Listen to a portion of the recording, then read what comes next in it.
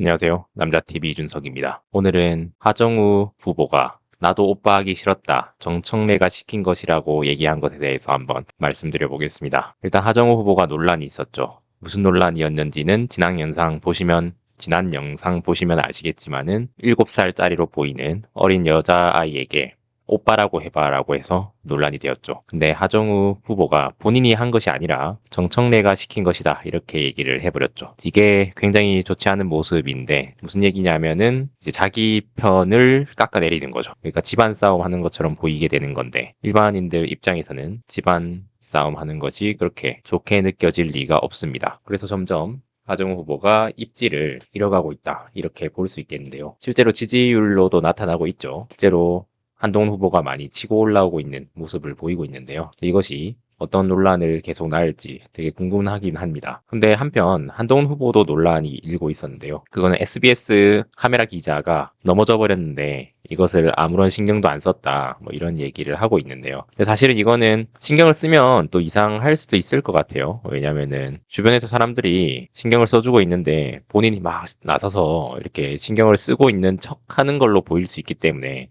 그거는 뭐 또 큰 그림을 봤을 때 진행에 무리가 안 가는 선에서 진행을 해야 되는 이제 그런 상황이라고 볼 수 있겠죠. 뭐 그렇다고 해서 뭐 한 후보에게 무조건 잘못이 없냐 뭐 그런 건 아니고요. 어쨌든 간에 그 한 후보 캠프 측에서 안전 관리를 잘 했어야 됐다 이런 논란이 일고 있는 것이죠. 근데 사실 다행히 카메라 감독님은 그렇게 크게 다치진 않으셨다. 이게 그나마 다행이라고 할 수는 있겠죠. 근데 상당히 뭐 위험했을 뻔했는데 이 무대가 좀 높았죠. 이 단상이 좀 꽤나 높았는데 다행히 아무런 이상이 없다고 하니 그것은 마음을 좀 놓을 수 있을 것 같습니다. 네, 어쨌든 권영세도 카메라 기자 사고 못 봤다. 뭐 이런 얘기를 하고 있는데 국민의힘에서 굉장히 안이 꼽게 바라보고 있다는 걸 알 수 있죠. 한동훈이 정직하지 못한 태도를 가지고 있다라고 권영세 국민의힘 의원이 얘기를 했는데 영상을 보니까 몰랐을 리 없고 나름대로 시간을 맞추려고 그런 것 같은데 기자회견은 얼마든지 늦출 수 있는 것이라고 했다. 무거운 장비를 들고 쓰러져 웅성웅성 하고 있었을 텐데 쳐다보고 괜찮은지 확인하는 게 옳은 것이 아닌가라고 생각한다.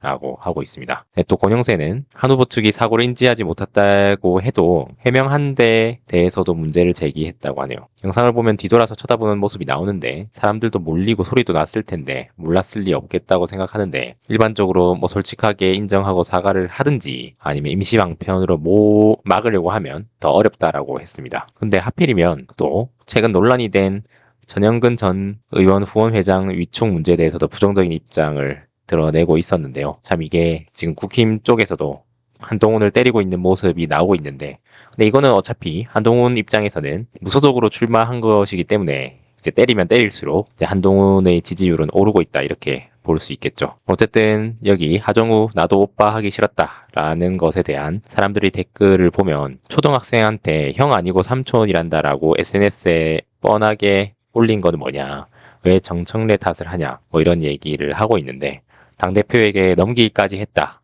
그러니까 집안 싸움을 하고 있다. 같은 편 팀킬을 한다. 이렇게 볼 수 있겠죠. 이런 것도 책임을 못 지는 사람이 무슨 정치를 하겠다고 하냐. 이런 것도 문제인데 이제 한동훈 입장에서 TV 토론을 하자고 제안을 했었죠.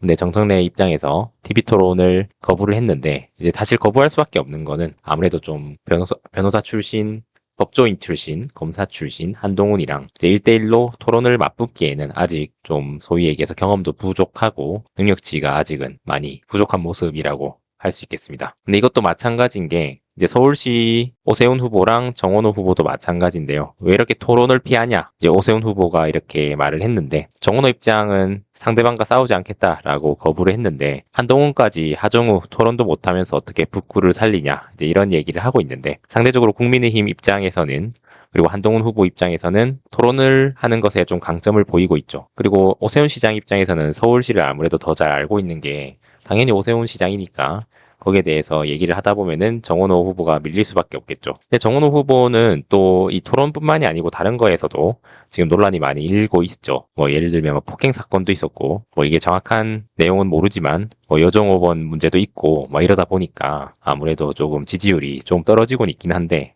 그렇다고 재밌는 거는 오세훈 후보가 지지율이 올라가고 있진 않아요. 그러니까 오세훈 후보는 그대로인데 정원호 후보만 지지율이 빠지고 있는데 이게 중도층이 오세훈 후보로 지금 표를 갈아타고 있는 그런 모습이라고 할 수 있겠습니다. 국민의힘 정의용 사무총장이 우리 당 오세훈 서울시장 후보 1대1 토론 제안에 정원호 민주당 후보는 요리조리 피하면서 사실상 거부하고 있다. 계속되는 토론 회피에 서울시장 선거가 무슨 이렇게 두더지 잡기 게임이냐, 이런 지적까지 나온다라고 하고 있다고 하고 있습니다. 근데 사실은 오세훈 입장에서는 이게 또 긍정적으로만 볼 수는 없는 게, 애초에 지금 5선을 노리고 있다고 한 걸로 알고 있는데, 서울 시민들 입장에서 한번 좀 바꿔보자 이런 생각도 하고는 있는 것 같아요. 근데 정원호 후보가 계속 뭐 공약도 제대로 얘기도 못하고 뭐 대리 공약 아니냐 뭐 이런 논란을 지금 계속 짚히고 있긴 하는데, 그 도봉구에서 안기령 후보가 그때 도봉구에서 좀 선거에서 진 이제 그런 케이스가 있는데요. 이제 그것은 안기령 후보가 도봉구에 대해서 잘 몰랐다는 얘기죠. 마찬가지로 지금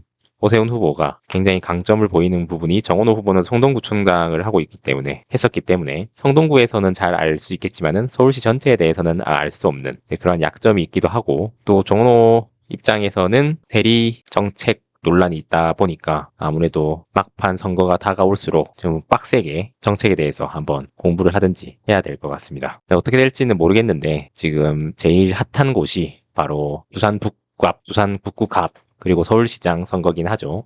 다른 것은 사실은 이제 굵직굵직한 것은 아니고 그냥 재미로 볼 수 있는 지역인데 반해서 지금 부산 북갑이랑 서울시장 이 두 가지가 지금 선거에서 굉장히 핫한 곳이라고 할 수 있겠습니다. 정원호 같은 경우에는 과거 폭행 사건이 5.18 논쟁 때문이다 이런 얘기를 하고 있는데, 근데 녹취록이 나왔죠. 폭행을 당한 사람이 5.18 논쟁 같은 거는 기억도 안 난다, 그리고 사과도 못 받았다, 뭐 이런 얘기를 하고 있는데, 그리고 김재섭 의원이 구의회 속기록을 구했어요. 그때 당시에 속기록을 보면 정 후보는 카페에서 15만 원 술을 마시고 여정원과 외박을 요구했으나 거절하자 협박했고, 피해자가 이를 만류하자 폭행에 2주 상해를 입혔다고 명확히 기재돼 있다라고 했습니다. 없었던 일을 지어내서 질의할 이유가 전혀 없다고 주장했다라고 했는데요. 주의원은 당시 구청장은 이를 부인하지 않았고, 관내 유흥업소에 있었던 사건에 대해서 대단히 죄송스럽게 생각한다며 사과했다고, 속기록의 내용이 사실일 가능성이 높다라고 했습니다. 정 후보 측이 판결문을 근거로 국민의힘이 서울 허위 사실을 주장한다고 반박했는데요. 일반적으로 벌금형 수준의 폭행 사건 판결문에는 피의자의 주장을 간략하게 적는 경우가 많다고 설명했다고 합니다. 그래서 1995년 양천구 의회 속기록을 근거로 정 후보가 유흥업소에서 여성 종업원과 외박을 요구하다, 이를 거절한 업주를 협박하고 경찰관까지 폭행했다고 주장했다고 했는데, 이에 따라서 정 후보는 중구 대한상공회의소에서 열린 한국신문방송편집인협회 초청 포럼에서 허위이고 조작이라면서 정면 반박했다고 했습니다. 의원 일반적인 주장이 법원 판결문보다 높은 효력인지 의문이라고 했었는데, 정 후보 캠프 선거대책본부장인 이해식 의원은 국회 기자회견에서 1996년 7월 10일 선고된 법원 판결문과 당시 언론 보도는 해당 사건이 5.18 관련자 처벌을 둘러싼 정파간 다툼에서 비롯됐음을 명백히 입증하고 있었다 했는데, 이어서 스스로 공개한 판결문의 정면으로 반박하는 내용이 피해자 육성이라며 들고 나왔다고 판결문 어디에도 없는 성매매 운운하며 자극적인 허위 사실을 덧씌웠다 라면서 김 의원은 일반적인 주장에 불과한 구의회 속기록을 짜깁기 위해서 악의적 공세에 나섰다고 했습니다. 과연 이 진흙탕 싸움이 어디까지 갈 것인지 지켜보는 것도 하나의 재미가 될 것 같습니다. 네, 여러분들 생각은 어떠하신가요? 댓글로 남겨주세요. 감사합니다.